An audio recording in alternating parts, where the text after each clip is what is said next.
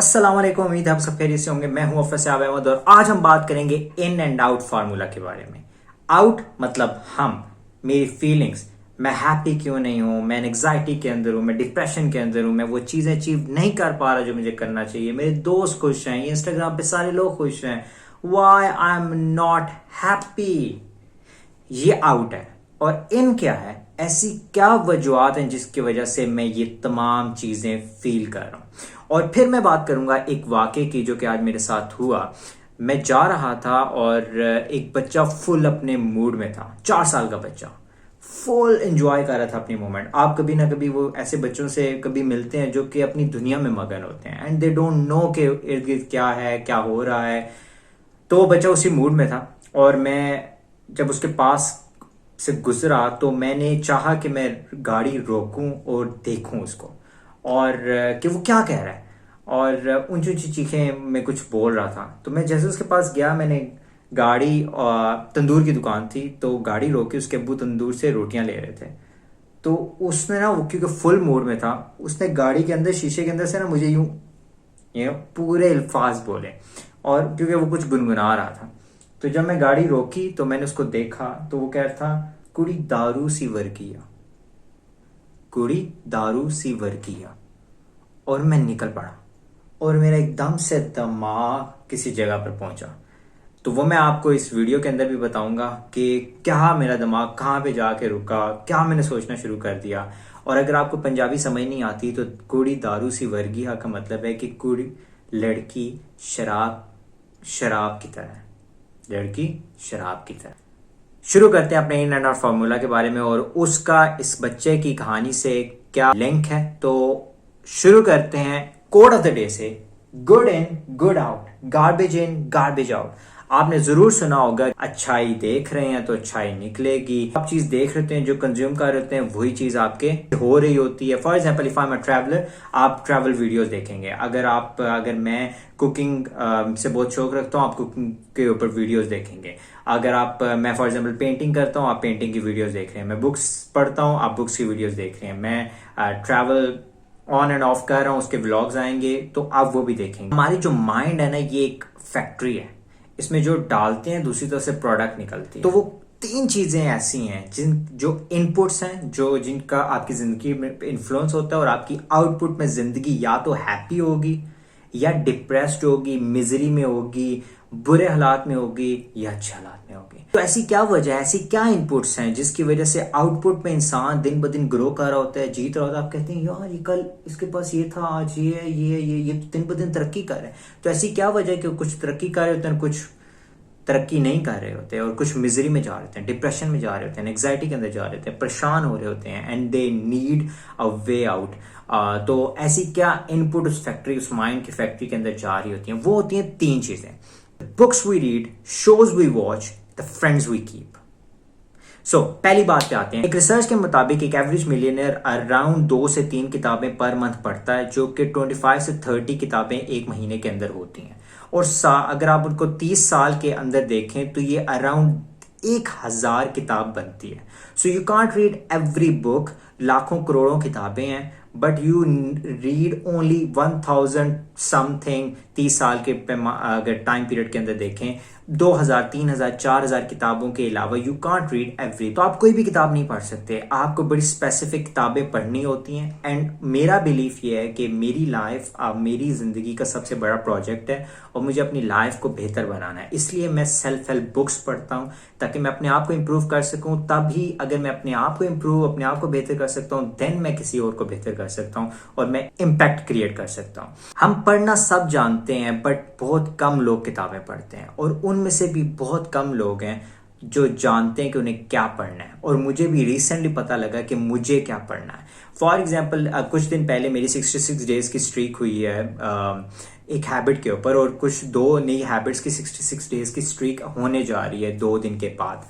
इसकी वजह यह है कि मैंने एटॉमिक हैबिट्स की किताब पढ़ी थी, उसके बाद मैंने 4DX की किताब, 4 डिसिप्लिन्स ऑफ एग्जीक्यूशन की किताब पढ़ी थी, जिसकी वजह से I am getting my self consistent on few of my habits. आपको देखना है आपने क्या पढ़ना है। या तो आप 3 औरतें 3 कहानियां पढ़ लें, एक मैगजीन आता था उसके अंदर ये 3 औरतें 3 कहानियां होती थी, या आप देख लें, या फिक्शन, साइंस फिक्शन पढ़ लें, या आप जो भी आप पढ़ेंगे, जो भी आप डालेंगे अपने जहन के अंदर, आप उसी के बारे में बात करेंगे, उसी की कहानियां सुनाएंगे, उसी के मुतालिक, उसी सब्जेक्ट से मुतालिक आपकी जिंदगी इंप्रूव होगी। एक किताब, for example, if you are not happy, तो एक बंदा जिसने हैप्पीनेस के ऊपर किताब लिखी है, उसने अपनी पूरी जिंदगी विजडम की एक कैप्सूल फॉर्म के अंदर किताब में आपको दे दिया। आप उसको विद इन 10-15 डेज किताब पढ़ें, बूम, आपको उस बंदे की तमाम लाइफ समझ आ जाएगी, and you can fix your own life as well through his practices. Second चीज जिसका हमारी लाइफ के ऊपर बहुत ज्यादा इंपैक्ट होता है वो है द शोज वी वॉच। और द शोज वी वॉच के अंदर मैं 2 चीजों के ऊपर बात करूंगा। पहली चीज वो है ऑब्सैनिटी, फहाशी। सेकेंड जो मैं बात करूंगा वो है मोरालिटी के बारे में, इखलाकियात के बारे में। तो पहली चीज के बारे में आते हैं, फहाशी। आप अपने म्यूजिक को सुने या जो शोज आप देख रहे होते हैं, एक बच्चे को जो कि अगेन वो तंदूर वाला जो बच्चा है, ही नेवर नो कि क्या चीज़ सही है क्या चीज़ गलत है। और आपने लाजमी कोई ना कहीं पढ़ा होगा कि बच्चे वो नहीं करते जो आप उन्हें कहते हैं, बच्चे वो करते हैं जो आप उन्हें करके दिखाते हैं या जो बच्चे देख रहे होते हैं। और अगर आपके घराने के अंदर लाइक म्यूज़िक चल रहा है और वो लिरिक्स हैं और उसमें फहाशी है, और उस फहाशी से क्या होता है, एंड बच्चा इज सिंगिंग कि भाई कुड़ी दारू सिवर किया, कुड़ी दारू सिवर किया। आप समझ रहे हैं? अब वो बच्चा इस यंग एज से क्या सबक ले रहा है कि एक लड़की एक शराब की बोतल है, यू आर ऑब्जेक्टिफाइंग वुमेन, एक औरत को ऑब्जेक्टिफाई कर रहे हैं कि जस्ट इस्तेमाल किया, फेंक दिया, इट्स जस्ट एन ऑब्जेक्ट, ये कोई ह्यूमन बीइंग नहीं है। एंड देन उसका एक बटरफ्लाई इफेक्ट, एक मूवी में चीज आई, मुझ जैसे आप जैसे लोगों ने ताली बजाई, वो चीज़ फैली, लोगों ने इर्द गिर्द देखी, सोशली आपकी सोसाइटी में भी वो बच्चा एक अच्छी सोसाइटी के अंदर रहता हो, जो वो कह रहा हो वो कर ना सक रहा हो, बट जस्ट थोड़ा सा बैकवर्ड एरियाज के अंदर चले जाएं, वहां पे जो आपकी दुनिया में कहना सही है मे बी, उनकी दुनिया के अंदर वो कर भी देते हैं। एंड देन फिर आप प्रोटेस्ट स्टार्ट करने लग पड़ते हैं, justice for this, justice for that. You never know कि आप सबका एक रोल है, हम सबका एक रोल है। The shows we are watching, जिनके बारे में हम तालियां बजा रहे हैं, उसका बटरफ्लाई इफेक्ट जाकर कहां पर इंप्लीमेंट हो रहा है।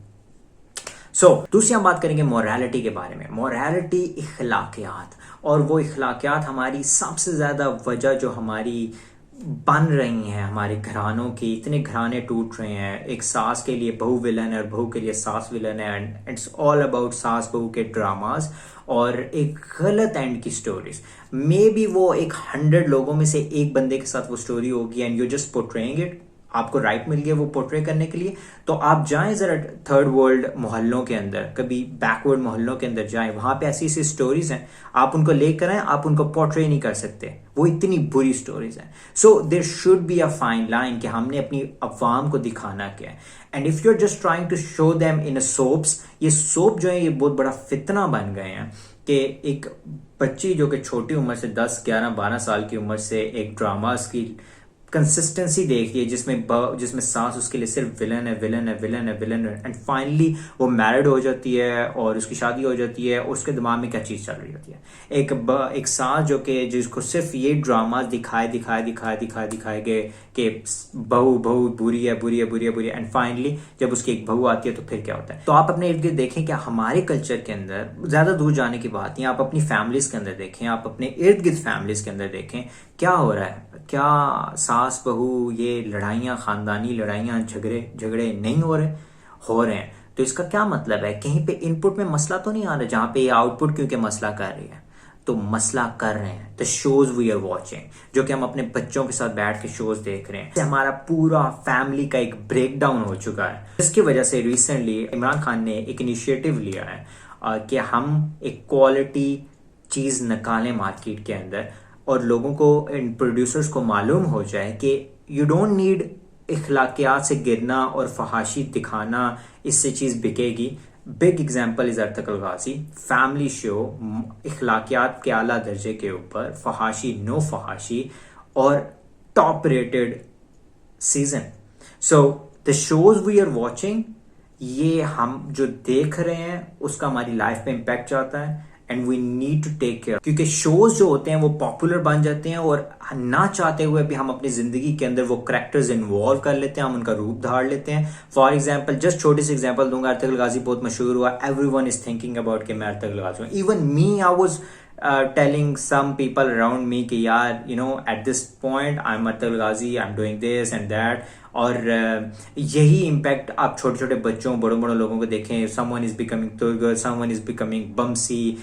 ये क्या है? सो अगर अर्तुगरुल गाजी के केस के अंदर ये चीजें हो रही हैं, तो वो जो नेगेटिव सोप ड्रामास चल रहे हैं, क्या आपको नहीं लगता कि उसमें वो कैरेक्टर्स भी लोग ढाल रहे हैं अपनी जिंदगी में ना चाहते हुए भी, because they are so much involve, और वो इतने बड़े सोप्स और इतने बड़े ड्रामास बन चुके हैं. Just think about it. So let's talk about the third important topic. Third चीज जिसकी हमारी जिंदगी में बहुत बड़ा इंपैक्ट है, वो है द कंपनी वी कीप. क्योंकि बुरी कंपनी आपका कैरेक्टर करप्ट कर देती है. आपने कभी नोट किया होगा कि आप कुछ दोस्तों के साथ ज्यादा अरसा नहीं चल पाते. ऐसी क्या वजह है? पहले आप बड़े करीबी दोस्त होते हैं और बाद में जाके एक दोस्त नहीं बन पाते. आपकी जिंदगी में एक बाउंड्री है जिससे आप बहुत कम लोगों को अलाउ करते हैं. वो क्या स्टैंडर्ड्स हैं जिसकी वजह से आप लोगों को अपने करीब करते हैं और लोगों को अपने से दूर करते हैं? वो कोई ना कोई स्टैंडर्ड्स तो हैं ना. वो स्टैंडर्ड्स ये हैं, फॉर एग्जांपल, आपकी जिंदगी में कोई इंटेग्रिटी, कोई सच, कोई फेथफुलनेस, कोई वफादारी का कोई ना कोई क्राइटेरिया होगा. पहले आप चीजें चल रही होती हैं, फाइनली एक टाइम आता है जिसपे वो चीज शो करने का टाइम होता है, और वहां पे आपका दोस्त या जो भी वो शख्स जिसको आपने अलाउ किया हुआ था अपने सर्कल के अंदर, या तो वो उससे बहुत करीब हो जाएगा अपनी जात के, जिसके लिए कहते हैं ये दोस्त तो मैं इसके लिए तो जान दे सकता हूं. क्यों? उसने कुछ ना कुछ ऐसा किया होता है. और या तो वो मोमेंट उस दोस्त को आपसे बहुत दूर लेकर चली जाती है. आप कहते हो कि अब मुझे इस बंदे से डिस्टेंस रखना है and I am moving out from this relationship. तो वो जो इंटेग्रिटी जो आपने बनाई होती है वो डिफाइन करती है द कंपनी वी कीप. तो अगर आप अपने इर्द गिर्द विनर्स को, कामयाब लोगों को लेकर आएंगे, तो अल्टीमेटली आपकी डेस्टिनी पे इसका इम्पैक्ट पड़ेगा. पहली चीज. दूसरी, मैंने आपसे एक सवाल करना है. फॉर एग्जाम्पल, आप हर वीकेंड एक ऐसे दोस्तों के पास जाते हैं जो कि सिर्फ अपने रोना धोना बॉसेस का, अपनी जॉब का और शिकायत कर रहे हैं जिंदगी के अंदर. मुझे बताएं, क्या उससे आपकी जिंदगी में कोई बेहतरी आई है? क्या आप मोटिवेट होके जा रहे हैं? क्या आप इंस्पायर होके जा रहे हैं उस महफिल से?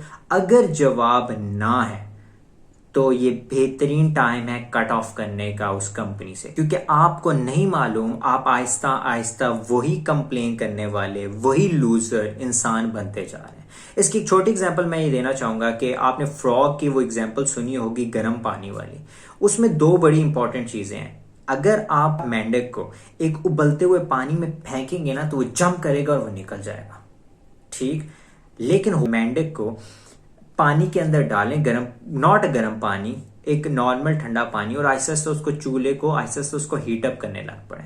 फाइनली यू विल सी कि वो उस गर्म पानी, उबलते पानी के अंदर मर जाएगा. यही चीज हमारे साथ होती है. हम रियलाइज नहीं कर रहे होते. हम कुछ लोगों को अपनी कंपनी के, अपने सर्कल, अपने करीब ले आते हैं, वी डोंट रियलाइज, और आहिस्ता आहिस्ता आहिस्ता वो हमें इतना मेंटली इल कर देते हैं कि हम उन्हें टाटा बाय बाय करने से पहले खत्म हो चुके हो. तो हर रिलेशनशिप का पॉजिटिव और नेगेटिव इंपैक्ट आपकी जिंदगी में आता है. आपने ये करना है कि आपने अपने इर्द गिर्द उन लोगों को साथ रखना है जिनके हाई स्टैंडर्ड्स हों लाइफ के जीने के. क्योंकि आप नहीं मालूम, अगर फॉर एग्जांपल आपके इर्द गिर्द एक बंदा स्ट्रेस्ड के अंदर है, डिप्रेशन के अंदर है, मैं बीमार हूं, मुझे ये परेशानी, मुझे वो परेशानी, आप ना चाहते हुए भी उसकी कई परेशानियां ले लेंगे और वो एट्रीब्यूट आपकी जिंदगी के अंदर भी आ जाएंगे और आपके स्ट्रेस लेवल्स भी ऊपर चले जाएंगे. तो हमें नेगेटिव, सेल्फिश, डिसऑनेस्ट और इनसिंसियर लोगों से दूर रहना है, क्योंकि ये हमारे कैरेक्टर को करप्ट कर रहे हैं.